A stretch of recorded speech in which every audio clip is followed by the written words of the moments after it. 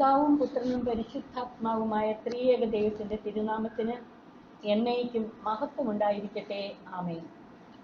കർത്താവിനാൽ ഏറ്റവും സ്നേഹിക്കപ്പെടുന്ന പ്രിയ സഹോദരങ്ങളെ, യേശു മിശിഹ മഹത്വത്തോടെ വരുന്നതും അവിടുത്തെ രാജ്യം ശക്തിയോടെ വരുന്നതും ദർശിക്കുവാനുള്ള ഭാഗ്യം സിദ്ധിക്കുവാൻ നമ്മൾ എന്താണ് ചെയ്യേണ്ടതെന്ന് കഴിഞ്ഞ ക്ലാസ്സിൽ നമ്മൾ ധ്യാനിച്ചു തുടങ്ങി. മർക്കോസിന്റെ സുവിശേഷം 9:1 മുതൽ 29 വരെയുള്ള വാക്യങ്ങളുടെ വെളിച്ചത്തിലാണ് കഴിഞ്ഞ ക്ലാസ്സിൽ നാം ചിന്താവിഷയമാക്കിയത്. ഇന്ന് നമുക്ക് 9-ാം അധ്യായം 30 മുതലുള്ള വാക്യങ്ങളിലേക്ക് പോകാം. 9:30 മുതൽ 32 വരെയുള്ള വാക്യങ്ങളിൽ യേശു തന്റെ പീഡാനുഭവത്തെയും ഉത്ഥാനത്തെയും കുറിച്ചുള്ള രണ്ടാമത്തെ പ്രവചനം പറയുകയാണ്. യേശു അറിയിച്ചെങ്കിലും ശിഷ്യന്മാർക്ക് ഒന്നും മനസ്സിലായില്ലെന്നാണ് 32-ാം വാക്യത്തിൽ പറയുന്നത്.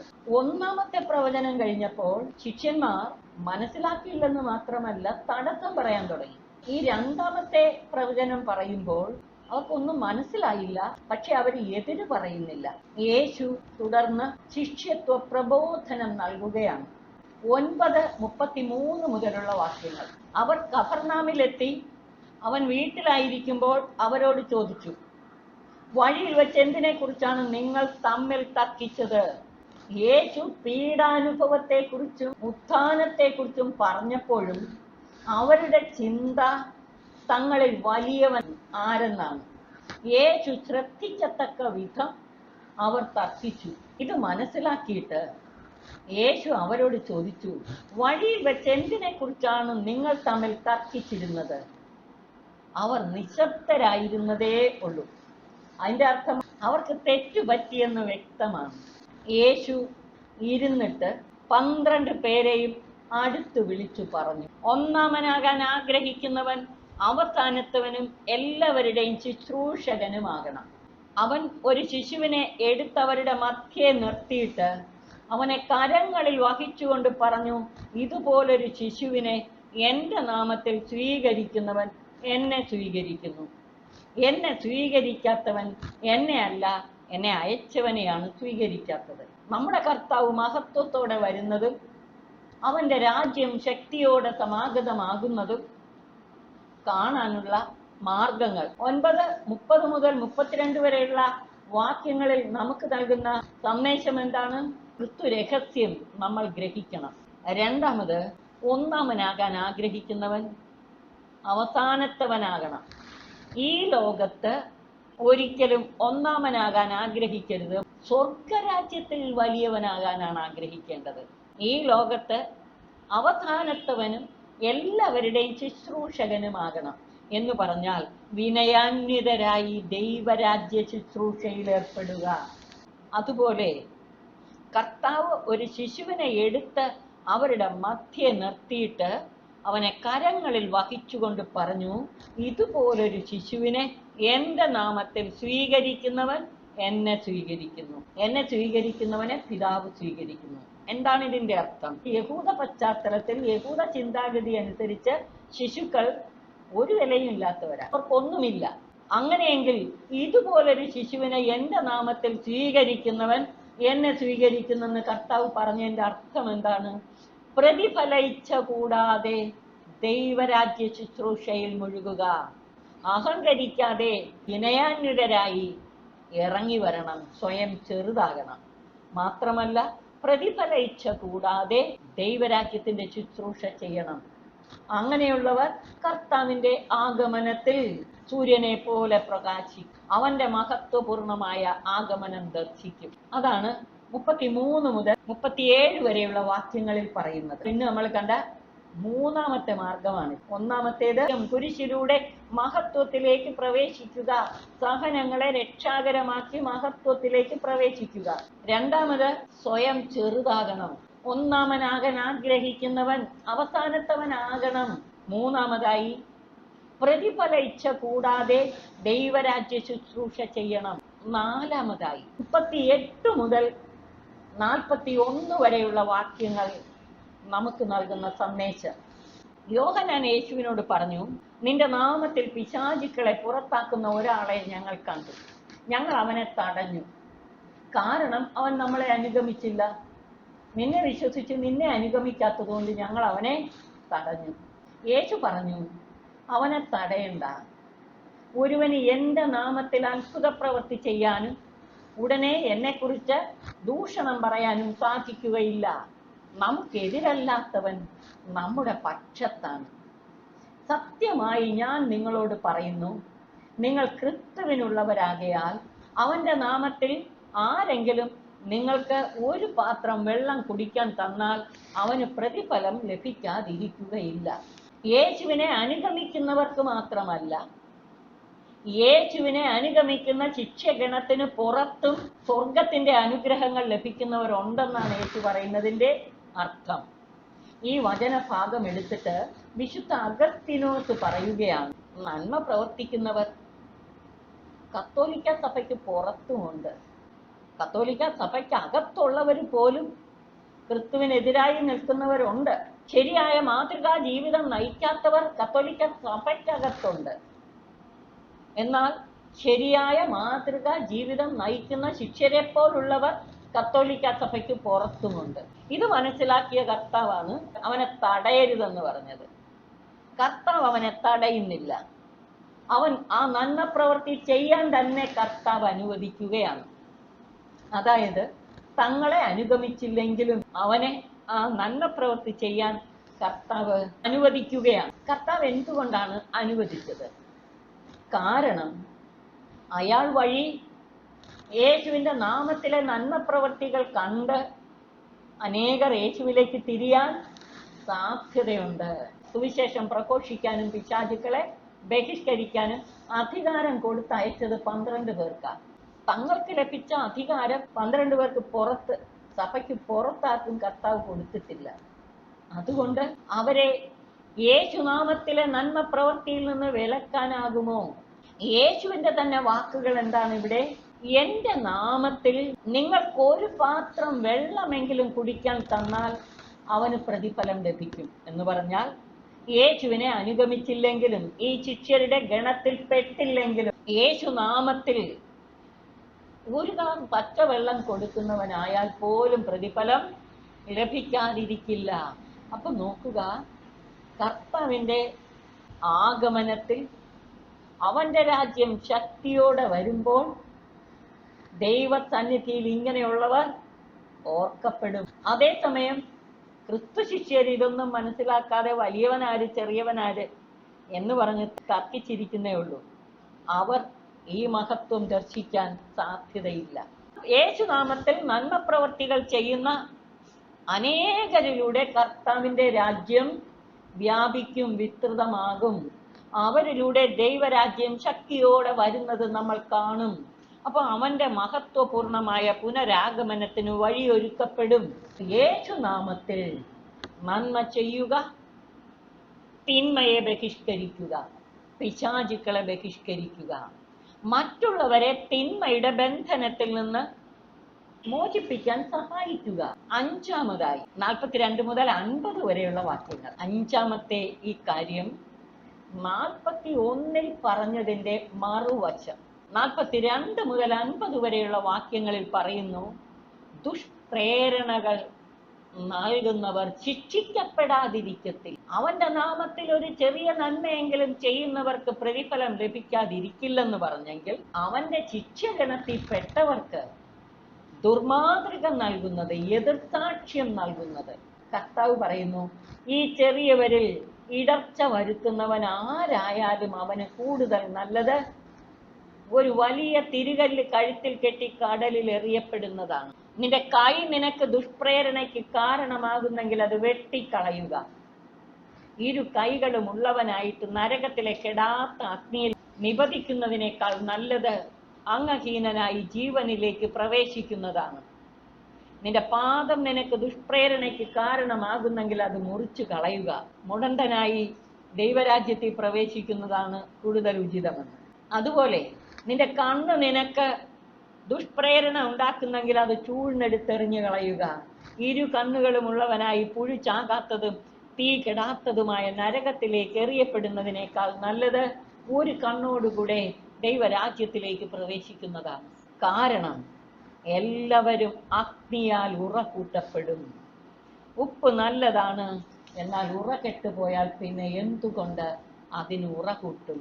നിങ്ങളിൽ ഉപ്പ് ഉണ്ടായിരിക്കട്ടെ, പരസ്പരം സമാധാനത്തിൽ വർത്തിക്കുകയും ചെയ്യും. ഉറച്ച വിശ്വാസമുള്ള ക്രിസ്തു ശിഷ്യർക്ക് ഇടർച്ച നൽകാൻ ആർക്കും പറ്റത്തില്ല, അവരെ വഴി തെറ്റിക്കാനും ആർക്കും പറ്റില്ല. പക്ഷെ കർത്താവ് പറയാണ്, ഈ എളിയവരിൽ ആർക്കെങ്കിലും ഉതപ്പിന് കാരണമാക്കുന്നെങ്കിൽ, ഇടർച്ചയ്ക്ക് നിങ്ങൾ കാരണമാകുന്നെങ്കിൽ അവർ ആ കഷ്ടം. പാപവും പാപ സാഹചര്യങ്ങളും ഉപേക്ഷിക്കുക എത്ര ദുഷ്കരമായാലും, കയ്യോ കാലോ വെട്ടിക്കളയുന്നത് പോലെ ദുഷ്കരമാണെങ്കിലും, ജഡത്തിന്റെ എല്ലാവിധ ദുഷ്പ്രേരണകളും അത് മറ്റുള്ളവർക്ക് ഉതപ്പിന് കാരണമാകുന്നെങ്കിൽ പാപഹേതുക്കളെ ഉപേക്ഷിക്കുക. അതിന് എത്ര വില കൊടുക്കേണ്ടി വന്നാലും, എന്ത് വില കൊടുത്തും നീ അതിൻ്റെ മേൽ വിജയം വരിക്കണം. നന്മയിൽ വളരാൻ ശ്രമിക്കുമ്പോൾ തിന്മ തനിയെ ഇല്ലാതായിക്കോളും. അല്ലെങ്കിൽ നല്ല ചിന്തകൾ, വചന ചിന്തകൾ നമ്മുടെ മനസ്സിൽ നിറയ്ക്കുകയും അങ്ങനെ നിരന്തര ധ്യാനത്തിലൂടെ ദൈവികമായ ഉൾവെളിച്ചങ്ങൾ സ്വീകരിക്കുകയും ചെയ്യുന്ന, സ്വർഗത്തിൻ്റെ മഹത്വം ദർശിക്കുകയും സ്വർഗത്തിൻ്റെ സ്വരം ശ്രവിക്കുകയും ചെയ്യുന്ന തലങ്ങളിലേക്ക് വരുമ്പോൾ പ്രലോഭനങ്ങൾ പലതും നമുക്ക് അതിനെ അതിജീവിച്ച് മുന്നേറാൻ സാധിക്കും. വീരോചിതമായ രക്തസാക്ഷിത്വത്തിൻ്റെ വിലയുണ്ട് അതിനൊക്കെ. നമ്മൾ 10-ാം അധ്യായത്തിലേക്ക് പ്രവേശിക്കുന്നു. 10-ാം അധ്യായത്തിൽ ഒന്നാമത് പറയുന്നത് വിവാഹമോചനത്തെക്കുറിച്ചാണ്. ദൈവം സംയോജിപ്പിച്ചത് മനുഷ്യൻ വേർപെടുത്തരുത്. ദൈവം യോജിപ്പിച്ചത് മനുഷ്യന് വേർപെടുത്താൻ അവകാശമില്ല. വിവാഹ ബന്ധത്തിന്റെ അലംഘനീയത എടുത്തു കാട്ടുകയാണ് ഇതെന്ന് നമ്മൾ മാത്യുവിന്റെ സുവിശേഷത്തിൽ പഠിച്ചപ്പോൾ കണ്ടു. കർത്താവ് സഭയെ സ്നേഹിച്ചതുപോലെ പുരുഷൻ ഭാര്യയെ സ്നേഹിക്കണം. 10-ാം അധ്യായം 1 മുതൽ 12 വരെയുള്ള വാക്യങ്ങളിൽ നൽകുന്നത് 6-ാമത്തെ കാര്യം ഭാര്യ ഭർത്തൃബന്ധത്തിലെ വിശ്വസ്തത, കുടുംബ ജീവിതത്തിന്റെ പവിത്രത, വിശുദ്ധമായ കുടുംബ ജീവിതം. അതുവഴി ഒരു പുതിയ തലമുറയെ വളർത്തിയെടുക്കാൻ പറ്റും. കൃപ നിറയുന്ന കുടുംബങ്ങളാകാൻ കുടുംബങ്ങൾ സഭയിൽ കൃപയുടെ നീർച്ചാലുകളായി മാറുകയും ചെയ്യും. ഭാര്യ ഭർത്തൃബന്ധത്തിലെ വിശ്വസ്തതയാണ്, മാതൃക കുടുംബ ജീവിതമാണ് ദൈവ ചൈതന്യമുള്ള പുതിയ തലമുറയെ വളർത്തിയെടുക്കുന്നതിന് വഴിയൊരുക്കുന്നത്. വിവാഹ ജീവിതം കർത്താവുമായുള്ള ഐക്യത്തിൽ ജീവിക്കാനുള്ള വിളിയാണ്. മലങ്കര സഭയുടെ വിവാഹ കൂദാശയിൽ മംഗളഗീതത്തിൽ നാഥാ കാണുക സുന്ദരി ഞാൻ, എന്നെ മണവറയേറ്റണമേ, നിൻ തിരുമാർവിൽ സുഖനിദ്ര പ്രാപിച്ചാനന്ദിക്കും ഞാൻ. ഭാര്യ ഭർത്താക്കന്മാർ തമ്മിലുള്ള ബന്ധം പവിത്രമാകണമെങ്കിൽ ഒന്നാമത് ഭാര്യ ഭർത്താക്കന്മാർ ക്രിസ്തുവുമായി ഐക്യപ്പെട്ട ജീവിതം നയിക്കണം. അതാണ് നാഥാ കാണുക സുന്ദരി ഞാൻ, എന്നെ നീ മണവറയേറ്റണം. കർത്താവുമായുള്ള ദൃഢ ഐക്യത്തിലുള്ള ജീവിതമാണ് ഭാര്യ ഭർത്തൃബന്ധത്തെ സുദൃഢമാക്കുന്നത്. ചൈതന്യമുള്ള മക്കൾക്ക് ജന്മം കൊടുക്കാൻ സാധിക്കുന്നത് അങ്ങനെയാണ്. കൃപ നിറയുന്ന കുടുംബങ്ങളായി മാറാൻ വഴിയൊരുക്കുന്നത് അങ്ങനെയാണ്. ഒരു പുതിയ തലമുറയെ വാർത്തെടുക്കാനും കർത്താവിൻ്റെ രാജ്യം ശക്തിയോടെ വരുന്നതിനും അവിടുത്തെ മഹത്വപൂർണമായ പുനരാഗമനത്തിനും വഴിയൊരുക്കാൻ സാധിക്കും. 7-ാമതായിട്ട് 13 മുതൽ 16 വരെയുള്ള വാക്യങ്ങൾ നമുക്ക് നൽകുന്ന ധ്യാനചിന്ത മാത്യുവിന്റെ സുവിശേഷത്തിലും പറഞ്ഞിട്ടുള്ളതാണ്. ഈ പശ്ചാത്തലത്തിൽ നിന്ന് ഇത് നമുക്ക് നൽകുന്ന 1-2 ചിന്തകൾ ഹൃദയത്തിൽ സൂക്ഷിക്കാം. അവൻ തൊട്ട് അനുഗ്രഹിക്കുന്നതിന് വേണ്ടി ശിശുക്കളെ അവന്റെ അടുക്കൽ അവർ കൊണ്ടുവന്നു. ശിഷ്യന്മാരാകട്ടെ അവരെ ശകാരിച്ചു. ഇത് കണ്ടപ്പോൾ യേശു കോപിച്ച് അവരോട് പറഞ്ഞു, ശിശുക്കൾ എൻ്റെ അടുത്ത് വരാൻ അനുവദിക്കുവിൻ, അവരെ തടയരുത്. എന്തെന്നാൽ ദൈവരാജ്യം അവരെ പോലുള്ളവരുടേതാണ്. കർത്താവ് തുടർന്ന് 15-ാം വാക്യത്തിൽ പറയുകയാണ്, സത്യമായി ഞാൻ നിങ്ങളോട് പറയുന്നു, ശിശുവിനെ പോലെ ദൈവരാജ്യം സ്വീകരിക്കാത്ത ആരും അതിൽ പ്രവേശിക്കുകയില്ല. ഇതാണ് ഏഴാമത്തെ കാര്യം. ശിശുക്കളെ പോലെ ദൈവരാജ്യം സ്വീകരിക്കുന്നവരാകുക. അതെന്താണ് അർത്ഥമാക്കുന്നത്? ശിശുവിനെ പോലെ ദൈവരാജ്യം സ്വീകരിക്കുക എന്നതിൽ 2 കാര്യങ്ങൾ അടങ്ങിയിരിക്കുന്നു. ഒന്ന്, ദൈവാശ്രയമുള്ളവരാകണം. ശിശുക്കൾ മാതാപിതാക്കളിൽ ആശ്രയം വെക്കുന്നത് പോലെ ദൈവാശ്രയമുള്ളവർക്കേ ദൈവരാജ്യത്തിൽ പ്രവേശിക്കാൻ പറ്റൂ. അതുപോലെ ദൈവത്തെയും ദൈവിക കാര്യങ്ങളെയും ദൈവരാജ്യത്തെയും അമൂല്യമായി കരുതണം. എന്തു വില കൊടുത്തും ദൈവരാജ്യം സ്വന്തമാക്കുന്നവരാകണം. നേരത്തെ പറഞ്ഞ ശിശു അർത്ഥമാക്കുന്നത് എന്താണ്? പ്രതിഫല ഇച്ഛ കൂടാതെ അവഗണിക്കപ്പെട്ടവരും അവശരുമായവർക്ക് ദൈവ ശുശ്രൂഷ ചെയ്യുന്നവരാകുക. അതേസമയം ഇവിടെയോ ദൈവരാജ്യത്തെയും ദൈവരാജ്യ പ്രബോധനങ്ങളെ അമൂല്യമായി കരുതി ജീവിതത്തിൽ 1-ാം സ്ഥാനം അതിന് കൊടുക്കണം. എന്ത് വില കൊടുത്തും ദൈവരാജ്യം സ്വന്തമാക്കണം. അങ്ങനെയുള്ളവർ കർത്താവിന്റെ ശിക്ഷഗണത്തിലുണ്ടെങ്കിൽ ദൈവരാജ്യം ശക്തിയോടെ വരുന്നത് പെട്ടെന്ന് കാണാൻ കഴിയും. തുടർന്ന് 10-ാം അധ്യായം 17 മുതൽ 31 വരെയുള്ള ഒരു ദീർഘമായ പ്രഭാഷണം.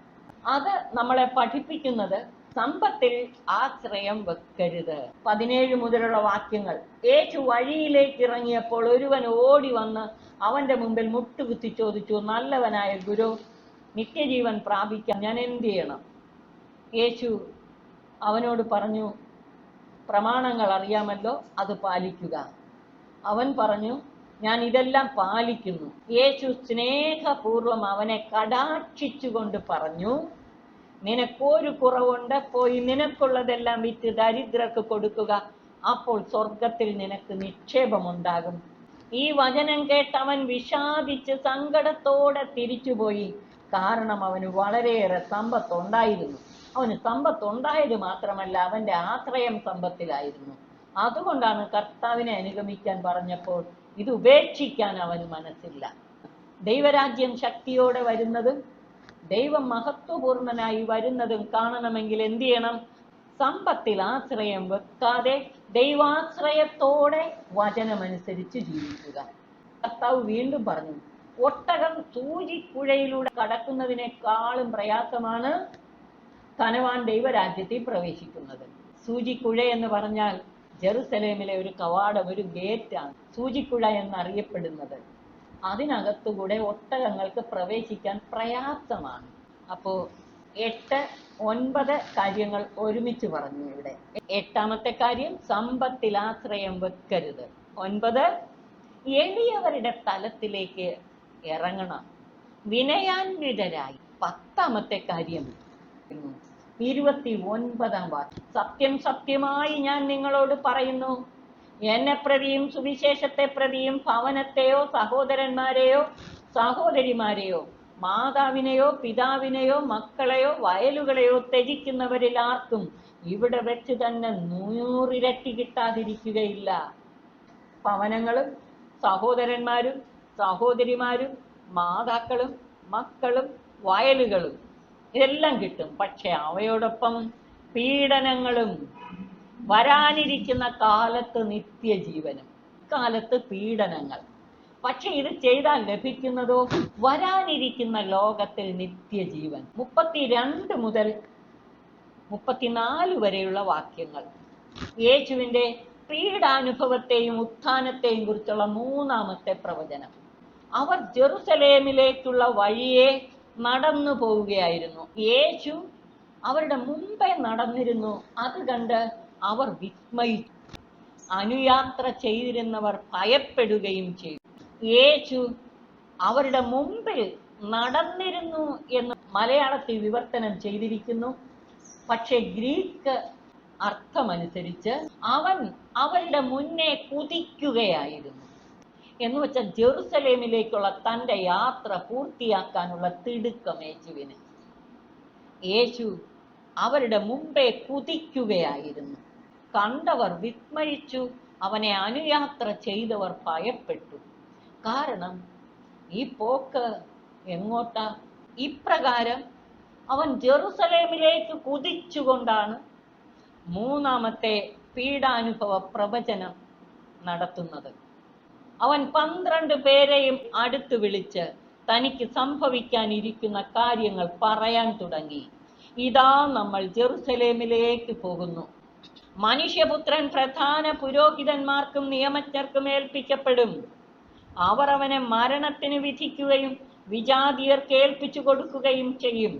അവർ അവനെ പരിഹസിക്കുകയും അവന്റെ മേൽ തുപ്പുകയും അവനെ പ്രഹരിക്കുകയും വധിക്കുകയും ചെയ്യും. 3 ദിവസത്തിന് ശേഷം അവൻ ഉയർത്തെഴുന്നേൽക്കും. ഇവിടെ യേശുവിന്റെ പീഡകളെ കുറിച്ച് കുറച്ചുകൂടെ വിശദീകരണം നൽകിയിട്ടുണ്ട്. ഇത്രയും അതിദാരുണമായ മരണത്തിന് കർത്താവ് ഏൽപ്പിച്ചു കൊടുക്കുമെന്ന് പറഞ്ഞപ്പോൾ കൂടെ നടന്ന ശിഷ്യന്മാരുടെ പ്രതികരണം ഒന്ന് നോക്കിയേ. സെബദി പുത്രന്മാരായ യാക്കോബും യോഹന്നാനും അവനെ സമീപിച്ച് അപേക്ഷിച്ചു, ഗുരു, ഞങ്ങൾ അങ്ങയോട് അപേക്ഷിക്കുന്നത് എന്തും ഞങ്ങൾക്ക് ചെയ്തു തരണമെന്ന് ഞങ്ങൾ ആഗ്രഹിക്കുന്നു. മാത്യുവിന്റെ സുവിശേഷത്തില് അമ്മയാണ് പോയത്. സെബദി പുത്രന്മാരുടെ അമ്മയാണ് പോയി 2 പേർക്ക് വേണ്ടി മാധ്യസ്ഥം അപേക്ഷിച്ചത്. ഇവിടെ അവര് നേരിട്ട് അങ്ങ് ചെല്ലുകയാണ്. യേശു ചോദിച്ചു, നിങ്ങൾക്ക് വേണ്ടി ഞാൻ എന്ത് ചെയ്യണമെന്നാണ് നിങ്ങൾ ആഗ്രഹിക്കുന്നത്? അവർ പറഞ്ഞു, അങ്ങയുടെ മഹത്വത്തിൽ ഞങ്ങളിൽ ഒരാൾ അങ്ങയുടെ വലതുവശത്തും മറ്റേയാൾ ഇടതുവശത്തും ഉപവിഷ്ടരാകാൻ അനുവദിക്കണമേ. അപ്പൊ ഇവര് ഇപ്പോഴും രാജാവാകുമ്പോ വലത്തും ഇടത്തും ഇരിക്കുന്നതിനെ കുറിച്ച് ചിന്തിക്കുന്നതേ ഉള്ളൂ. യേശുവിന്റെ പീഡാനുഭവത്തെയും കുരിശുമരണത്തെയും കുറിച്ച് പറഞ്ഞിട്ട്, അവന്റെ അതിദാരുണമായ പീഡാസഹനങ്ങളെ പറഞ്ഞിട്ട് അവർക്കൊന്നും ഗ്രഹിച്ചില്ല. അവരിപ്പോഴും രാജകീയ സങ്കല്പത്തിൽ മിശിഹ രാജാവായി വരും, അപ്പോൾ വലത്തും ഇടത്തും ഇരിക്കാമെന്നുള്ള ചിന്തയിലാണ് ഇരിക്കുന്നത്. യേശു പ്രതിവചിച്ചു, നിങ്ങൾ ആവശ്യപ്പെടുന്നത് എന്താണെന്ന് നിങ്ങൾ അറിയുന്നില്ല. ഞാൻ കുടിക്കുന്ന പാനപാത്രം കുടിക്കാനോ ഞാൻ സ്വീകരിക്കുന്ന സ്നാനം സ്വീകരിക്കാനോ നിങ്ങൾക്ക് കഴിയുമോ? ഞങ്ങൾക്ക് കഴിയുമെന്ന് അവർ മറുപടി പറഞ്ഞു. യേശു അവരോട് പറഞ്ഞു, ഞാൻ കുടിക്കുന്ന പാനപാത്രം നിങ്ങൾ കുടിക്കും, ഞാൻ സ്വീകരിക്കുന്ന സ്നാനം നിങ്ങൾ സ്വീകരിക്കും. എന്നാൽ എൻ്റെ വലതുവശത്തോ ഇടതുവശത്തോ ഇരിക്കാനുള്ള വരം തരേണ്ടത് ഞാനല്ല, അതാർക്കു വേണ്ടി സജ്ജമാക്കപ്പെട്ടിരിക്കുന്നോ അവർക്കുള്ളതാണ്. ദൈവം ആർക്കു വേണ്ടി സജ്ജമാക്കിയിട്ടുണ്ടോ അവർക്കുള്ളതാണ്. യേശു ഇവിടെ എന്താണ് ഈ ഞാൻ സ്വീകരിക്കുന്ന സ്നാനമെന്ന് പറയുന്നത്? കർത്താവിൻ്റെ കുരിശുമരണമാകുന്ന സ്നാനം. അവന് വീണ്ടും ഒരു സ്നാനം സ്വീകരിക്കാനിരിക്കുന്നു. അവന്റെ പീഡാസഹനവും കുരിശുമരണവുമാകുന്ന സ്നാനം. മരണത്തിലൂടെ ഉത്ഥാനത്തിലേക്ക് പ്രവേശിക്കൽ. അങ്ങ് കുടിക്കുന്ന പാനപാത്രം ഞങ്ങൾ കുടിക്കും, സ്നാനം സ്വീകരിക്കും. പക്ഷേ കർത്താവ് പറയും, നിങ്ങൾ പറയുന്ന എന്തെന്ന് നിങ്ങൾ അറിയുന്നില്ല. ഞാൻ കുടിക്കുന്ന പാനപാത്രം കുടിക്കുകയും ഞാൻ സ്വീകരിക്കുന്ന സ്നാനം നിങ്ങൾ സ്വീകരിച്ചാലും ശരി, വലത്തും ഇടത്തും ഇരിക്കാനുള്ള വരം ആർക്ക് വേണ്ടി അത് ഓൾറെഡി സജ്ജമാക്കപ്പെട്ടിട്ടുണ്ടോ അവർക്കുള്ളതാണ്. തുടർന്ന് വീണ്ടും യേശു പ്രബോധനം നൽകുന്നു. 41 മുതലുള്ള വാക്യങ്ങൾ. 41 പറയുന്നു, ഇത് കേട്ടപ്പോൾ ബാക്കി 10 പേർക്ക് യാക്കോബിനോടും യോഹന്നാനോടും അമർഷം തോന്നി. യേശു അവരെ അടുത്ത് വിളിച്ച് പറഞ്ഞു, വിജാതീയരുടെ ഭരണകർത്താക്കൾ അവരുടെ മേൽ യജമാനത്വം പുലർത്തുന്നുവെന്നും അവരുടെ പ്രമാണികൾ അവരുടെ മേൽ അധികാരം പ്രയോഗിക്കുന്നുവെന്നും നിങ്ങൾക്കറിയാമല്ലോ. എന്നാൽ നിങ്ങളുടെ ഇടയിൽ അങ്ങനെ ആകരുത്. നിങ്ങളിൽ വലിയവനാകാൻ ആഗ്രഹിക്കുന്നവൻ ശുശ്രൂഷകനാകണം.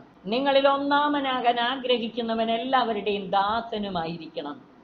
മനുഷ്യപുത്രൻ വന്നിരിക്കുന്നത് ശുശ്രൂഷിക്കപ്പെടാനല്ല, ശുശ്രൂഷിക്കാനും സ്വന്തം ജീവൻ അനേകർക്ക് വേണ്ടി മോചന ദ്രവ്യമായി നൽകാനും. ഈ ഭാഗം നമുക്ക് നൽകുന്ന സന്ദേശം എന്താണ്? അവന്റെ രാജ്യം ശക്തിയോടെ വരണമെങ്കിൽ, അവന്റെ മഹത്വം ദർശിക്കണമെങ്കിൽ എന്താണ് വേണ്ടത്? കർത്താവിൻ്റെ കുരിശിന്റെ രഹസ്യം മനസ്സിലാക്കണം. അവനോടൊത്ത് സഹനത്തിന്റെ പാനപാത്രം കുടിക്കാൻ തയ്യാറാകണം. അവൻ സ്വീകരിക്കുന്ന സ്നാനം പീഡാസഹനവും കുരിശുമരണമാകുന്ന സ്നാനത്തിൽ പങ്കാളികളാകണം. അതുമാത്രം പോരാ, എല്ലാവരുടെയും ശുശ്രൂഷകരാകണം. സ്വന്തം ജീവൻ യേശുനാമത്തിൽ അനേകർക്ക് ജീവൻ നൽകാൻ വേണ്ടി മോചനദ്രവ്യമായി കൊടുക്കാനും തയ്യാറാകണം. 10:46 മുതൽ 52 വരെയുള്ള വാക്യങ്ങൾ വളരെ ആഴത്തിൽ മനസ്സിലാക്കേണ്ട മറ്റൊരു ഭാഗമാണ്. അത് അടുത്ത പ്രഭാഷണത്തിൽ ശ്രവിക്കാം. നമുക്ക് കഴിഞ്ഞ ദിവസം കേട്ടതും ഇന്ന് ശ്രവിച്ചതും രണ്ടും കൂടെ ഒരുമിച്ച് ചേർത്ത് ഹൃദയത്തിൽ സംഗ്രഹിച്ച് ധ്യാനിക്കാൻ പരിശ്രമിക്കുക. സർവശക്തൻ നമ്മെ അനുഗ്രഹിച്ച് ആശീർവദിക്കട്ടെ. സകലർക്കും അനുഗ്രഹകരമായ ഒരു ജീവിതം നയിക്കാൻ, ദൈവരാജ്യത്തിന്റെ ശുശ്രൂഷകരായി ജീവിക്കാൻ നമുക്ക് പരിശ്രമിക്കാം. പിതാവിനും പുത്രനും പരിശുദ്ധാത്മാവിനും സ്തുതി, ആദിമുതൽ എന്നേക്കും. ആമേൻ.